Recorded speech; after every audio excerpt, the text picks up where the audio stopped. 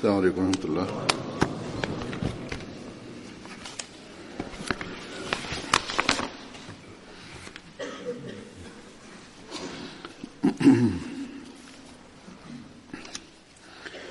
أشهد أن لا إله إلا الله وحده لا شريك له وأشهد أن محمدا عبده ورسوله أما بعد فأعوذ بالله من الشيطان الرجيم بسم الله الرحمن الرحيم الحمد لله رب العالمين الرحمن الرحيم مالك يوم الدين إياك نعبد وإياك نستعين اهدنا الصراط المستقيم صراط الذين أنعمت عليهم غير المغضوب عليهم ولا الضالين.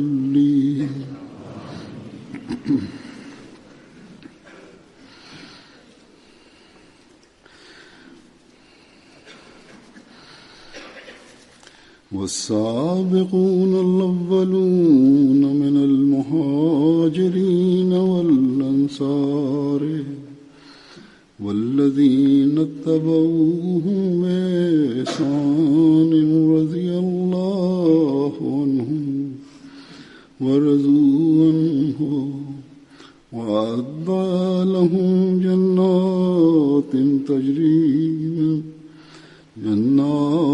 تجري تحتها الأنهار خالدين فيها أبدا ذلك الفوز العظيم.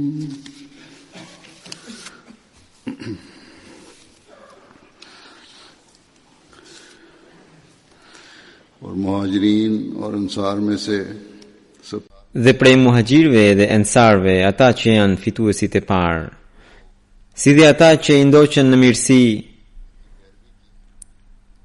Allahu u kënaq prej tyre dhe ata u kënaqën prej tij, dhe ai u përgatiti kopshte në për të cilat rrjedhin lumenj. Ata në to do të jetojnë përgjithmonë. Ky është suksesi madhështor. Ky ajet flet për sahabët e profetit Muhammed sallallahu alaihi wasallam, të cilët kanë qenë pararendës, që janë të parët në nivelin shpirtëror dhe për shkak të standardit të lartë të tyre dhe për zbatimin e porosive të Zotit Madhrishëm kanë qenë të parët dhe që i parakaluan të gjithë. Këta janë të cilët besuan në kohën e parë dhe u bën shembuj për të mëvonshmit, që të mëvonshmit për atë të tjerët t'i ndjekin duke parë shembuj të tyre. Andaj Allahu i Madhrishëm në këtë ajet sahabët i ka quajtur shembuj për t'u ndjekur dhe deklaroi që Allahu i Madhrishëm është i kënaqur me besimin dhe nivelin e tyre të veprave dhe gjithashtu edhe ata e bën synimin e jetës së tyre pëlqimin e Zotit, dhe kështu që ata në çdo rast u kënaqen me dëshirën e Zotit. Dhe Allahu i Madhrishëm thotë se kushdo që do t'i ndjek ata në mirësi, në besim, në besnikëri dhe do të bëj vepra të mira, do të vijoj të tërheq bekimet e Zotit. Allahu i Madhrishëm, duke i treguar profetit sallallahu alaihi wasallam nivelin lart të sahabëve, tha që ndjekja e tyre do të bëhet shkak i udhëzimit, kështu që në një hadith thuhet që Hazrat Omeri radhiyallahu anhu tregon që unë e kam dëgjuar të dërguarin e Allahut sallallahu alaihi wasallam duke thënë që pra profeti sallallahu alaihi wasallam thotë se unë e kam pyetur Allahun i Madhrishëm për kundërshtimet e sahabëve të mi dhe Allahu më tha: o Muhammed, sahabët e tu tek unë kanë një nivel kaq të lartë siç qielli ka yjet. Disa prej tyre janë më të ndritura se sa disa të tjerë, por që të gjithë kanë dritën. Andaj kushdo që do të ndjek në njërin prej sahabëve të tu, për mua është i udhëzuar. Pra në Zotit, ai është i udhëzuar. Hazrat Omeri radhiyallahu anhu gjithashtu tha që i dërguari i Allahut sallallahu alaihi wasallam tha që sahabët e mi janë si yjet, cilin do të ndiqni do të udhëzoheni. Prandaj Allahu i Madhrishëm këtë pozitë u ka dhënë sahabëve të profetit Muhammed sallallahu alaihi wasallam, se cili prej tyre për ne është fener,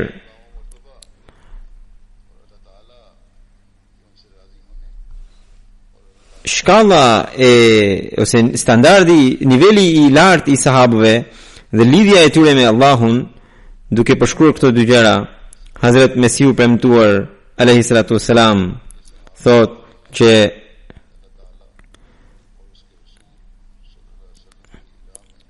sahabët e profetit sallallahu alaihi wasallam në rrugën e Zotit dhe në rrugën e të dërguarit e tij kanë treguar atë besnikëri, saqë ata morën përgjigjen prej Zotit që Allahu është i kënaqur me ta dhe ata janë të kënaqur me Allahun. Kjo është një pozitë e lartë që u është dhënë sahabëve. Domethënë, Allahu u kënaq prej tyre dhe ata u kënaqën prej Allahut. Nëse përshkruajmë dobit e kësaj pozite, nuk mund të themi dot në fjalë. Pra, fjalët nuk mund të përkufizojnë dobit e kësaj statute, kësaj pozite. Nuk është punë e njeriut që të mbetet i kënaqur me Zotin, por kjo pozitë është niveli i lartë i besimit, atje ku njeriu më nuk mund të ketë asnjë ankesë, asnjë mos pëlqim nga Zoti, kurse Allahu të jetë i kënaqur me robën e tij, tregon besnikërinë e skajshme dhe pastërtinë dhe delirsinë e skajshme që ka robi në dashurinë dhe në ndjekjen ndaj Zotit të Madhrishëm. Kjo tregon që sahabët kishin kaluar të gjitha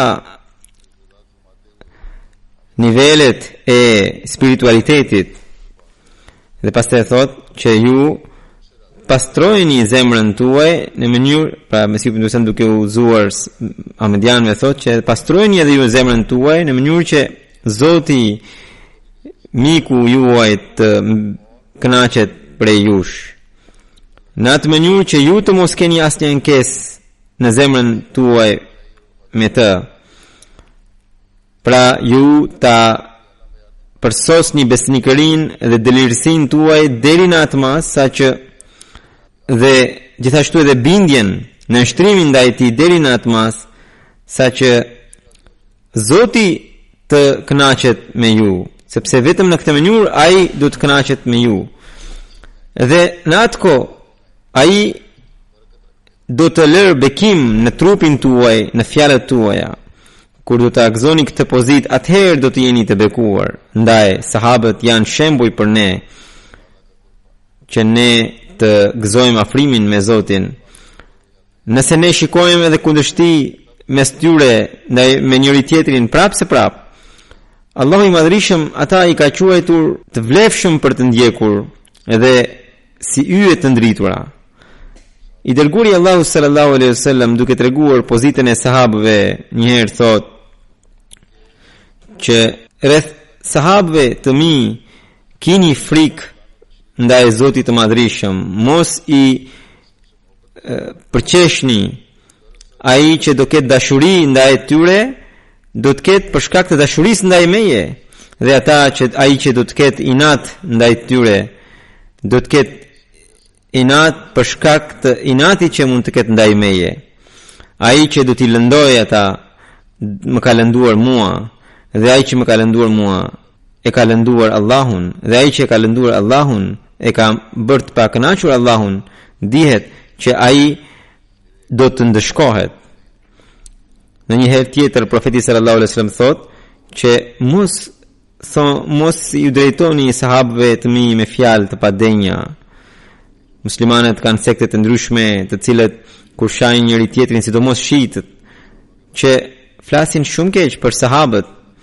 Thotë, ndërsa profeti sallallahu alaihi wasallam thotë që mos përmendni fjalë të pahishme ndaj sahabëve, dhe mos akuzoni dhe mos kritikoni askënd prej tyre, pasha Zotin, pasha atë Zot në dorën e të cilit është jeta ime. Nëse ju do të jepni sadaka arin sa mali Uhud, prapë se prapë nuk do të fitoni atë shpërblim që ata do të fitojnë duke shpenzuar një grusht drithrash. Pra, ky është statuti i sahabëve, edhe si të tillë ata janë shembull për ne duhet t'i ndjekim nëse kërkojmë pëlqimin e Zotit të Madhrishëm, dhe jo më të flasim kundër në njërit prej tyre, ose edhe të mendojmë për këtë. Ne nuk duhet t'i vlerësojmë ata duke në bazë të kritereve të përcaktuara prej nesh. Hazrat Mesiu premtu alayhi salatu wassalam na tregon sa nivelin e lartë të sahabëve, duke thënë që nëse do të analizojmë me drejtësi, kuptojmë që sahabët e profetit ton sallallahu alaihi wasallam kanë bërë sakrifica të jashtëzakonshme. U dëbuan nga vatrat, u persekutuan, dhanë jetën, dhe vijuan të hidhnin hapa në besnikëri. Cila është ajo që i bëri kaq vetflijues? Cila është ajo që i bëri që të ishin të dashuruar ndaj Zotit? Prandaj, nëse do të krahasojmë sahabët me popullin e një profeti tjetër,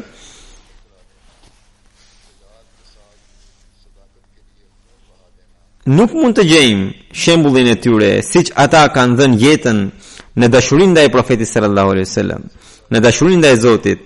Kjo pozitë i përket vetëm sahabëve të profetit. Dashuria që ata kanë pasur, Zoti i Madhrishëm ka përshkruar në dy fjalë, që wa'alafa baina qulubihim law anfaqta ma fil ardi jami'an ma alafta bainahum qulubihim. Do me thënë, zemrat si që janë bashkuar, zemrat e tyre nuk mund të bashkoheshin kurse si edhe si kur t'i shpenzoje gjithë pasurin e botës. Tani kemi një gjematin e Mesiut të premtuar, i cili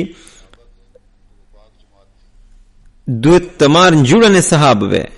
Sahabët janë ai gjemat që përshkruhet në Kuranin famëlar. Mesiu ibn Usam pyet, ju a jeni të tillë? Sepse Zoti tha që me Mesiun do të jenë ata njerëz që do të jenë si sahabët e profetit sallallahu alaihi wasallam. Ata kanë dhënë jetën, kanë dhënë gjithçka në rrugën e Zotit.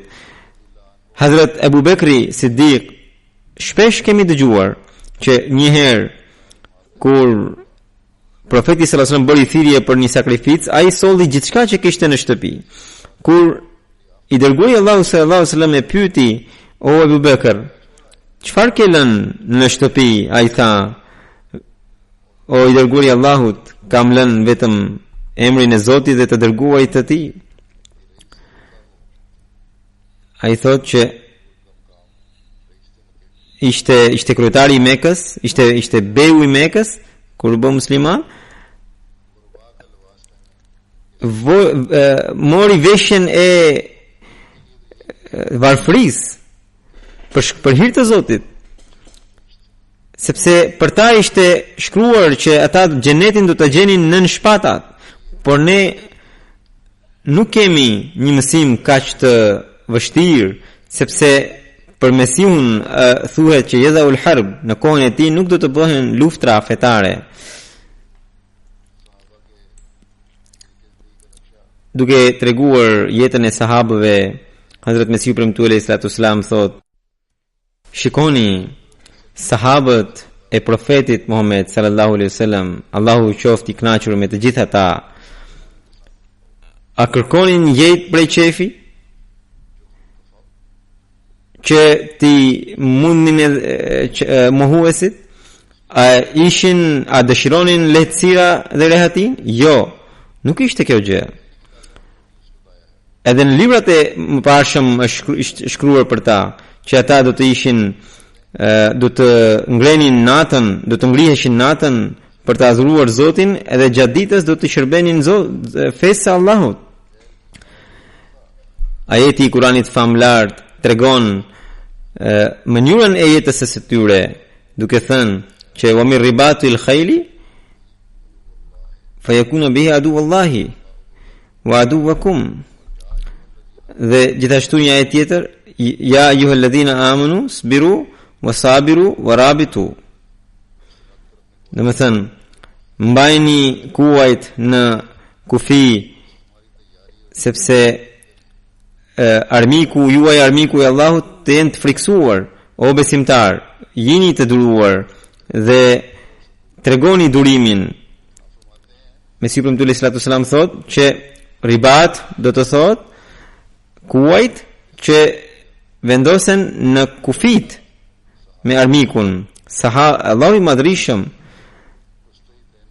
i porosit sahabët që të jenë gjithnjë në gatishmëri, dhe kjo fjalë tregon gatishmërinë e tyre. Ata kishin dy përgjegjësi: një, të mbroheshin nga armiku i jashtëm, një tjetër nga armiku shpirtëror i brendshëm, sepse edhe për armikun e brendshëm ne duhet kemi ribat, duhet jemi kalorës kufitar.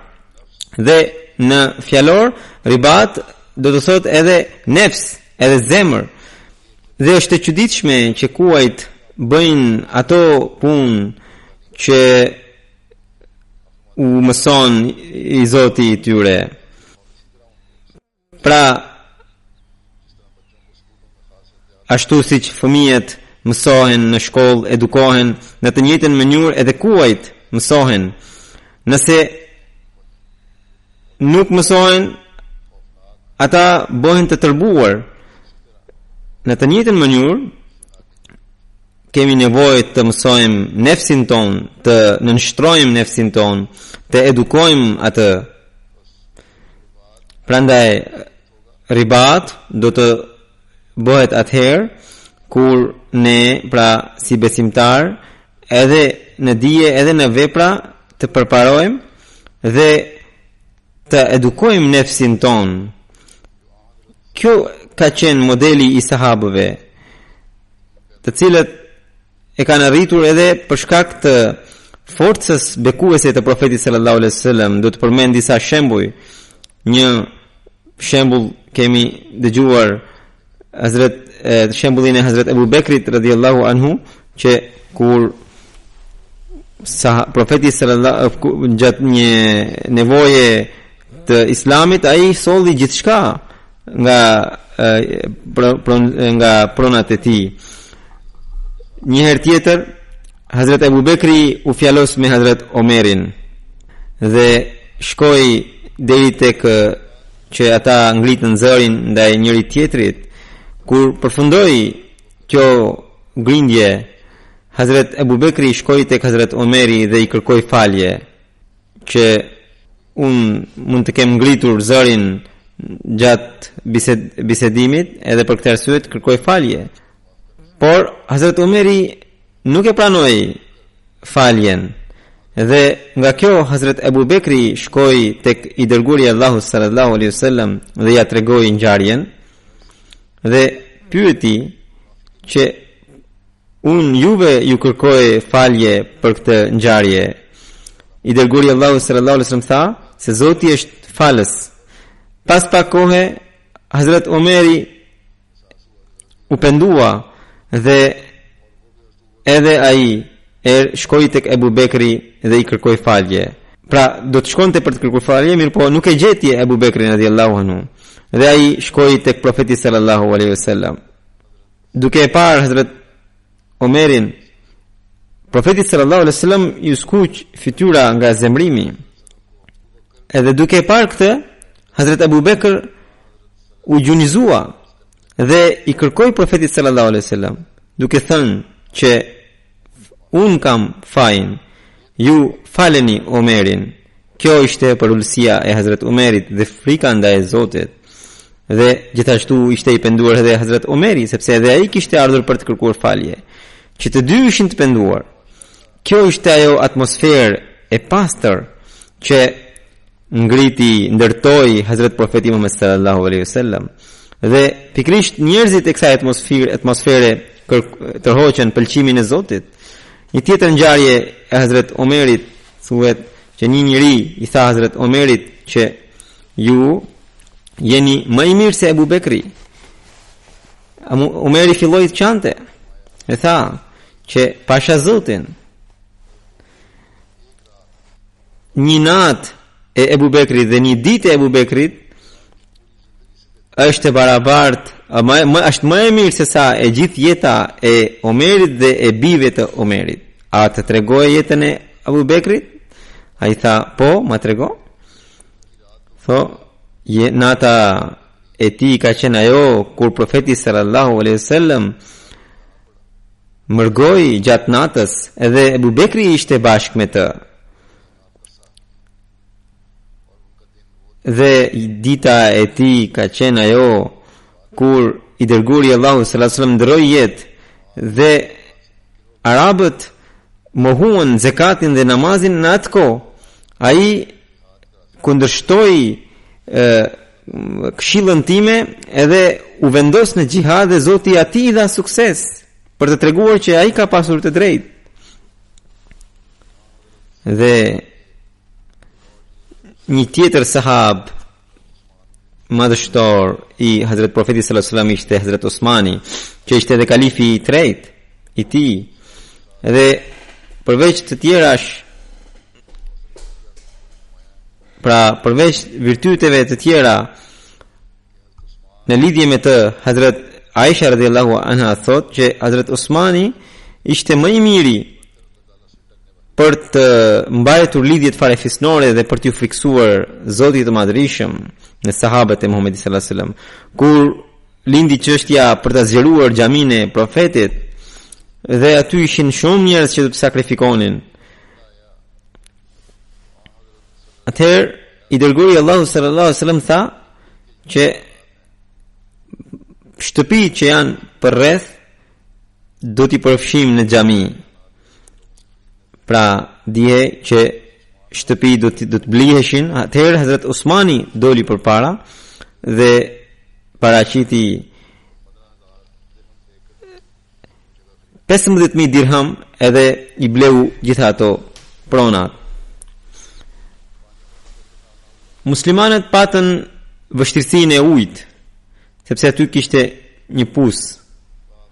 Atëherë Hazrat Osmani radhiyallahu anhu e bleu atë pus me një çmim, me një vlerë të madhe, edhe u dha muslimanëve. Pastaj Hazrat Ali radhiyallahu anhu Amir Muavia i tha njërit për të përshkruar virtytet e Hazret Aliut. Ai tha, do të dëgjoni, keni durim të dëgjoni? Ai tha, po, do t'i dëgjoje. Pra, dije që ata ishin kundërshtar të njëri tjetrit. Ai tha se nëse dëshironi të dëgjoni, atëherë më dëgjoni. Ai është vullet hekurt dhe atë që thoshte ajo ishte gjë e vendosur. Dhe prej tij buronte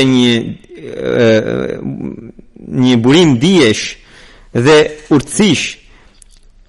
Po ta ndriçohe prej tij dhe ai ishte i dashuruar me vetmin dhe me vetmin gjatë natës, sepse e adhuronte Zotin e Madhrishëm. Edhe nuk përfshihe në materializëm. Ai qante shumë edhe meditonte shumë. Ai kur ishte mes nesh jetonte si ne. Pasha Zotin, ne pavarësisht nga afrimi me të, ne kemi pasur një ndikim të thellë në shpirtin ton ndaj tij dhe mbeteshim të rezervuar për të folur ndaj tij. Ai mbante afër të varfrit dhe e mundte të fortin kur tregonte padrejtësi, kur bënte padrejtësi. Dhe nuk i jepte të fortit të përfitonte nga forca e tij. Këto ishin virtytet e Hazret Aliut. Amir Muavia i dëgjoi dhe tha që ke thënë të drejtën dhe filloi të qante.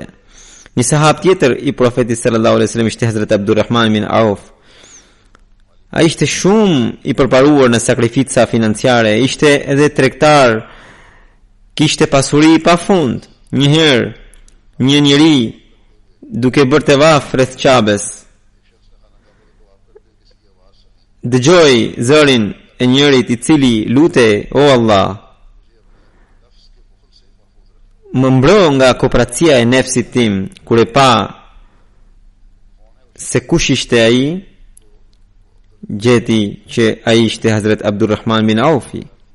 Njëherë ati erdhi një karvan tregtar në Medinë që kishte 700 deve të ngarkuara me drithra.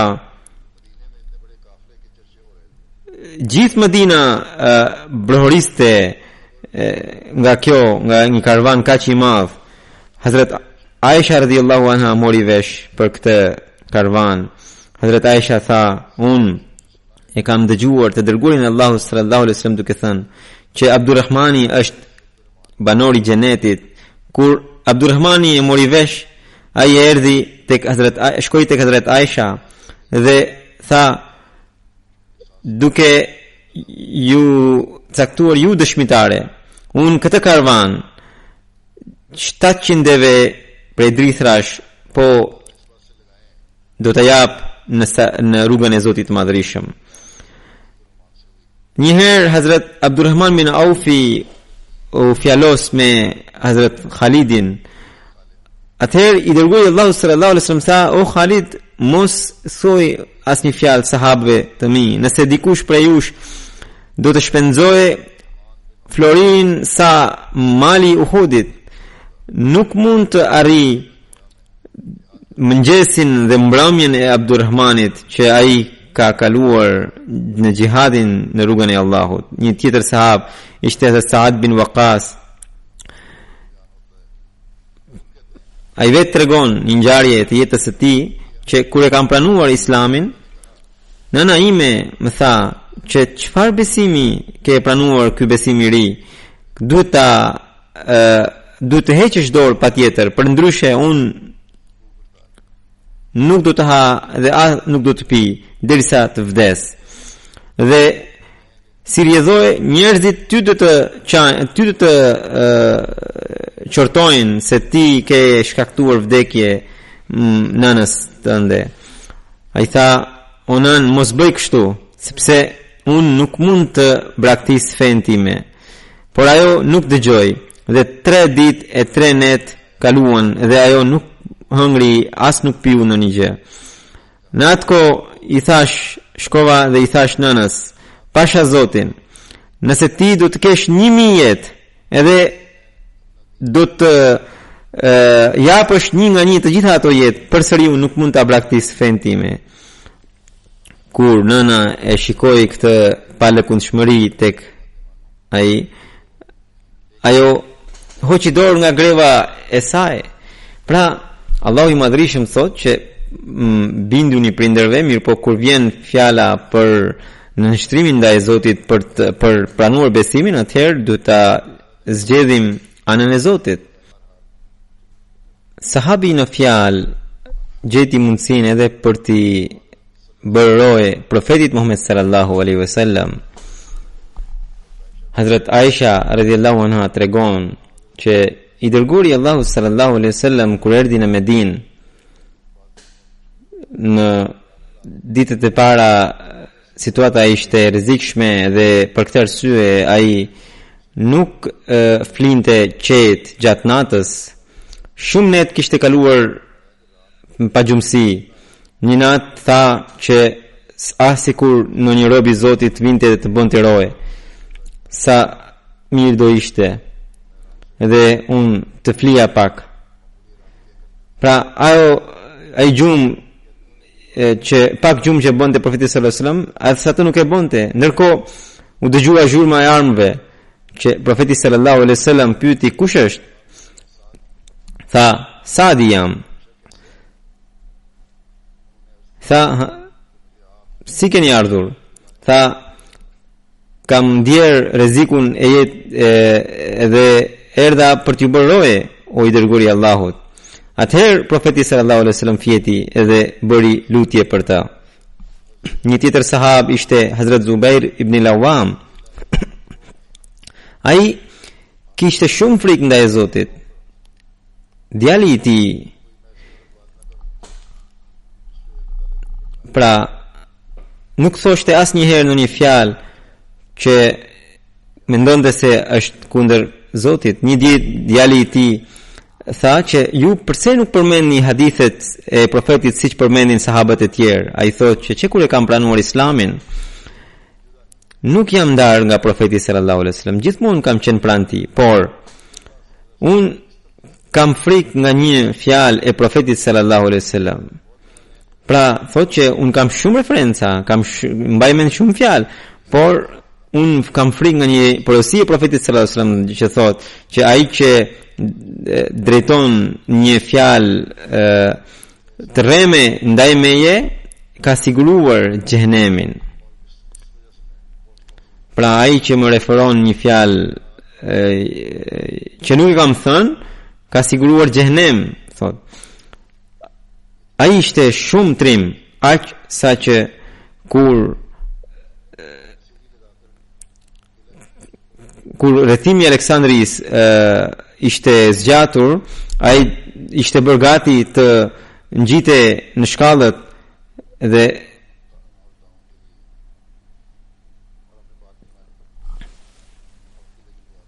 disa thonë se është rrezikshme, mirë po ai nuk dëgjoi dhe u ngjit. Çdo gjë që i vinte si përfitim atë e shpenzonte në rrugën e Zotit. Një sahabi tjetër i profetit sallallahu alajhi wasallam është Talha bin Ubaidullah. Edhe ai ishte njëri i pasur dhe shpenzonte shumë në rrugën e Allahut. Një herë një pjesë të pronës së tij e shiti Hazrat Usmanit në 700.000 dirham, edhe të gjitha këto parat i dha në rrugën e Allahut. Ai ishte edhe shumë mikpritës. Ai kur disa njerëz të përvuajtur nga një fis e pranuan Islamin, erdhën tek profeti sallallahu alaihi wasallam, edhe profeti i pyeti sahabët kush do t'i mirëpret këta, kush do të bëjë mikpritje. Hazrat Talha i mori dhe i çoi në shtëpinë, i solli në shtëpinë e vet, derisa i bëri pjesëtar të shtëpisë dhe vetëm vdekja i ka larguar, pra kaq shumë i kishte afruar. Ai ishte shumë besnik në miqësi. Hazrat Ka'b bin Maliku mori një ndëshkim, një qortim prej Zotit për shkak se nuk ishte marrë pjesë në betejën Tebuk, dhe qortimi ishte i bojkotimit. Dhe pastaj kur erdhi edhe falja prej Zotit, edhe profeti sallallahu alaihi wasallam e shpalli faljen, atëherë Hazrat Talha pikrisht vrapoi edhe i dha dorën edhe i bëri mirëseardhje duke uruar. Hazrat Ka'b bin Malik gjithmonë thoshte, nuk kam parë një njeri kaq mikpritës sa Talha. Një tjetër veti që ka të bëjë edhe me marrëdhëniet bashkëtorë, shikojmë në jetën e Talhas. Bashortja e tij thotë që Talha gjithnjë kur kthehej në shtëpi, kthehej i buzëqeshur. Pavarësisht se ishte i angazhuar, punonte, kur kthehej në shtëpi nuk vinte si i çoroditur apo me një fytyrë që njerëzit e shtëpisë të friksoheshin. Edhe gjithashtu kur dilte nga shtëpia, gjithmonë dilte i buzëqeshur, në mënyrë që antarët e shtëpisë gjithnjë të rinin të qetë. Pra, asnjëherë nuk ndodhte që në shtëpi të kishte një sjellje tjetër dhe jashtë një sjellje tjetër. Asnjëherë nuk refuzonte ndonjë gjë, nëse kishte, edhe nëse dikush nuk pyeste, ai nuk priste derisa ai të detyrohej të pyeste, por vetë ja jepte. Pra, shikonte nëse dikush ka nevojë dhe pa e pyetur përmbushte nevojen secilit. Ai ka pasur 4 gra, që të katërtat ishin shumë të kënaqura. Njëra thotë që nëse i bënim mirësi, ai falendronte shumë dhe kur bënim në një gabim na falte. Këto janë parime që vendosin paqe në shtëpi, në familje, dhe edhe ky është një shembull për ne. Shohim edhe një sahab tjetër që sa i nënshtruar ishte ndaj kalifatit, që ishte Hazrat Ubaidullah bin Mas'ud. Atë Hazrat Omeri e kishte caktuar si edukues për banorët e Kufës, dhe atyre, pra banorëve të Kufës, u shkroi që ky është shumë i nevojshëm në Medinë, por unë vetëm për hir tuajin po e sakrifikoje edhe po e dërgoje këtë njeri tek ju. Pra kjo ishte pozita e Hazrat Abdullah bin Mas'udit, edhe Hazrat Osmani e mbajti këtë pozitë të tij, madje caktoi edhe amir, pra prijes të Kufës, dhe pastaj caktoi edhe kadi, dhe pastaj disa prej shërgjive të Kufës bën disa dredhi dhe u lindën disa probleme. Atëherë Hazrat Osmani radhiyallahu anhu shkarkoi nga, pra largoi nga emiri edhe tha që të kthehe në Medinë. Banorët e Kufës thanë që juve nuk do të keni asnjë rrezik këtu, qëndroni me ne. Atëherë Hazrat Abdullah bin Mas'ud tha që unë jam i obliguar të bindem porosisë së kalifit të kohës dhe nuk mund të hap një shteg rreziku duke treguar mosbindje ndaj tij. Edhe këtëherë ai u kthye në Medinë. Një tjetër thotë që unë kam qëndruar pranë shumë sahabëve, por nuk kam parë si Abdullah bin Mas'ud për sa i përket shkëputjes nga bota materiale dhe lidhjes me botën shpirtërore. Një tjetër që ishte shërbëtori i tij tha që ai vishe shumë bukur, gjithmonë vishte rroba të bardha edhe përdorte një parfum shumë të këndshëm. Një sahabët thoshin që kaq të parfum të mirë përdorte sa që edhe gjatë natës ne ndjenim kur ai afrohej, ne kuptonim se po vjen Abdullah bin Mas'udi. Pra ai përdorte edhe gjërat e kësaj bote, mirë po ishte prapë i shkëputur nga gjërat materiale. Dhe pastaj Hazrat Bilali radhiyallahu anhu, kaq i varfër, kaq i përvuajtur, por asnjëherë nuk lëshoi thirrjen e tekbirit, pra gjithnjë u tregua i palëkundur në besimin ndaj Zotit të vetëm, nuk e lëshoi asnjëherë parullën la ilaha illallah Muhammadur Rasulullah. Saad bin Ansari, ditën e betejës së Bedrit, duke përfaqësuar ansarët, ai ju drejtua profetit sallallahu alaihi wasallam. Kur profeti sallallahu alaihi wasallam priste ndonjë përgjigje prej ansarëve, ai tha që o i dërguari i Allahut, ne ju kemi besuar dhe ju kemi pranuar si i dërguar, kemi dëshmuar që mësimi që ju keni sjell është i vërtet, edhe kemi bërë beslidhje që ne do t'ju bindemi për çdo urdhër që jepni. Andaj, o i dërguari i Allahut, çfarëdo që dëshironi, hidhni hapin, ne do të jemi bashkë me ju. Nëse ju do të na thoni të hedhim kuajt në det, do të hidhemi në det. Dhe askush prej nesh nuk do të mbetet mbrapa. Ne nuk friksohemi nga armiku. Ne dim shumë mirë se si të luftojmë armikun. Ne besojmë që Zoti i Madhrishëm do të tregojë prej nesh atë që ju do të jetë preja e syve tuaj. Andaj, kudo që shkoni në toni, pra këta ishin sahabë të profetit sallallahu alaihi wasallam që ngritën shembuj të jashtëzakonshëm. Historia është e mbushur me shembuj të tyre. Këtu kam sjell vetëm disa prej tyre. Këta janë njerëz që janë të denjë që ne t'i ndjekim. Hazrat Mesih premtuesi alayhi salatu wasalam thotë që suksesi është imagjinar nëse dikush e lë Kur'anin dhe ndjek ndonjë mësim tjetër. Kini përpara shembujt e sahabëve. Shikoni kur ai ndoqi të dërguarin e Allahut sallallahu alaihi wasallam dhe i dha përparësi besimit mbi botën, të gjitha premtimet që Allahu i Madhrishëm i kishte bërë të dërguarit të vet u përmbushën. Fillimisht kundërshtarët qeshnin. Ata nuk dilnin as me liri për jashta dhe ndërkohë pretendonin për mbretëri, në këtë mënyrë qeshnin mohuesit, por sahabët i gjetën ato gjëra që edhe për shekuj nuk mund t'i gjenin nëse nuk do të zbatonin Kur'anin, nëse nuk do të ishin të përhumbur në dashurinë ndaj Zotit ndaj të dërguarit. Ndjekja e tyre nuk u ndalua as nga traditat që ata kishin pasur përpara Islamit, ose që i zbatonin mohuesit përpara tyre. Pra, kur e pranuan Islamin, hoqën dorë nga çdo gjë që ishte nga tradita e kaluar. Derisa muslimanët qëndruan në këtë situatë pa lëkundshmërie, Islami vijoi të përparoi. Pra, derisa muslimanët ishin në këtë gjendje, muslimanët vijuan të përparonin. Një herë tjetër Mesihu premtuesi sallallahu alaihi wasallam tha, duke treguar pozitën e sahabëve, pozitën e lartë të sahabëve, që sahabët e profetit Muhammed sallallahu alaihi wasallam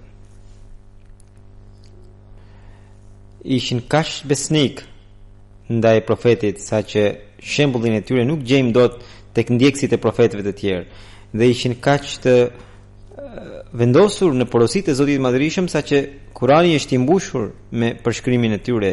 Thuhet se kur erdhi porosia e ndalimit të alkoolit, gjithë alkooli që ishte në Medinë ishte derdhur, kaq shumë sa që rrugicat e Mekës derdhnin alkool.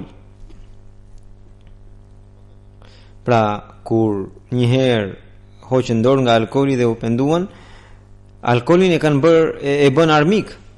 Shikoni se çfarë qëndrueshmërie ndaj bindjes, ashtu siç ata ju binden a Zotit dhe profetit me dashuri dhe me bindje, nuk ka bërë kush më përpara. Shikoni popullin e Musait alayhis salam, që shumë herë ata tentuan të gjuanin me gur, ndërsa Isain alayhis salam shikojmë që populli i tij saqë disa prej dishepujve e tradhtuan në një situatë vështirësie, njëri e shiti, tjetri e mohoi, por sahabët e profetit Muhammed sallallahu alaihi wasallam ishin kaq të vendosur dhe kaq vetë filjues saqë vetë Zoti i Madhrishëm dëshmoj që ata u bën flijues në rrugën e tij. Çdo virtyt të besimit gjende në ta. Ata ishin edhe adhurues, edhe dëlirës, edhe bujar, edhe trim, edhe besnik. Dhe këto virtyte nuk gjenden në popujt e mëparshëm. Ai thotë që vështirësitë dhe gjëmat që i ranë sahabëve, edhe këto shembulli i tyre nuk gjendet tek të tjerët, por me çfarë trimërie ata u bën ballë këtyre gjëmave, saqë u detyruan të braktisnin vendin e tyre dhe bashkë me profetin mërguan, dhe kur mohuesit kaluan çdo kufi në mizori, Zoti po këta sahab caktoi për t'i ndëshkuar mohuesit. Kështu që ai popull që natë e ditë kalonte në xhami duke adhuruar Zotin dhe që ishin shumë pak dhe që nuk kishin asnjë mjet luftarak për ta penguar sulmin e armikut, Zoti pikrisht ata i ngriti edhe atyre u dha fitore. Në një vend tjetër Hazrat Mesiu premtuar alayhi salatu wasalam thot që i dërguari i Allahut sallallahu alaihi wasallam dhe sahabët e tij ridwanullah alaihim ajmain, nëse shikojmë jetën e tyre, shikojmë që ata ishin njerëz shumë të ciltër, sikur një enë kur pastrohet edhe ajo shkëlqen. Në të njëjtën mënyrë ishin zemrat e tyre që shkëlqenin dhe ishin të gatshme për ta pranuar dritën e Kuranit. Pra ata ishin shembulli i porosisë së Zotit që thot ai që e pastroi veten fitoi. Qad aflaha man zakkaha. Hazrat Mesiu premtuar Islam thot nëse njeriu do ta pastrojë veten në këtë mënyrë edhe e bën veten si enë të pastruar, atëherë ushqimi i Zotit, ushqimi i bekimeve të Zotit shërbehet në to. Por sa janë ata që zbatojnë porosin, qad aflaha man zakkaha, pra fitoi ai që pastroi veten. Andaj ne duhet përpiqemi që ta pastrojmë veten, të pastrojmë enën tonë shpirtërore.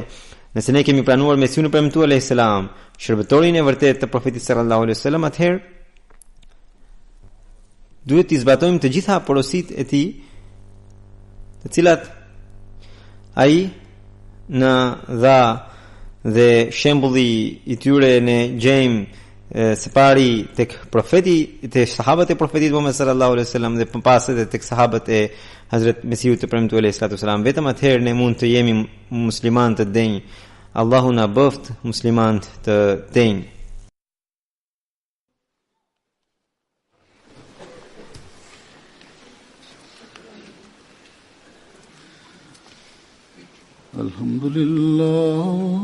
Alhamdulillah nahmaduhu wa nasta'inuhu wa nastaghfiruh